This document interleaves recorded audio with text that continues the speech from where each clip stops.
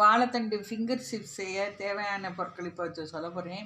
வாழைத்தண்டு finger chips செய்ய இந்த வாழைத்தண்டை வந்து 1 இன்ச்சு அளவுக்கு நம்ம நார்லாம் எடுத்துட்டு இப்படி நீள வாக்கில் வெட்டிக்கணும். அது இந்த வெட்டின வச்ச வாழைத்தண்டில் வந்து அரிசி மாவு அது நல்ல படிகிற மாதிரி வாழைத்தண்டு மேலே படிகிற மாதிரி தேவையான அளவு அரிசி மாவு போட்டுக்கணும். போட்டுக்கிட்டு மிளகாத்தூள்,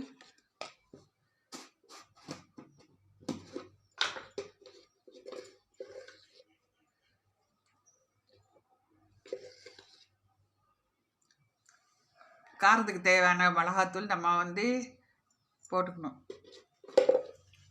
போட்டுட்டு தேவையான அளவு உப்பு,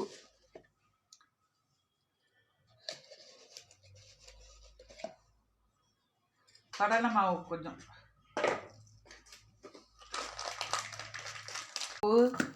மிளகாத்தூள், இது கடலை மாவு, அரிசி மாவு எல்லாம் போட்டு தண்ணி போடாமல் வாழைத்தண்டில் ஈரப்பசம் இருக்கும். அதனால் நம்ம அப்படியே பிசைஞ்சு தான் நல்லா பிடிச்சிக்கும். இப்போ எண்ணெயில் பருத்து எடுத்து காட்டுறேன் பாருங்கள். ஒரு வாழைத்தண்டாக எடுத்து நம்ம பொரித்து எடுக்கணும்.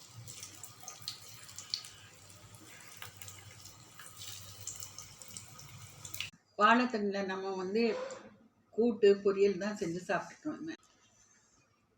என்ன கூட்டு பொரியல் செஞ்சு சாப்பிட்ருக்கோம். இப்போ இன்றைக்கி நான் வந்து வாழைத்தண்டில் வந்து சிப்ஸ் செஞ்சு சாப்பிட போகிறோம்.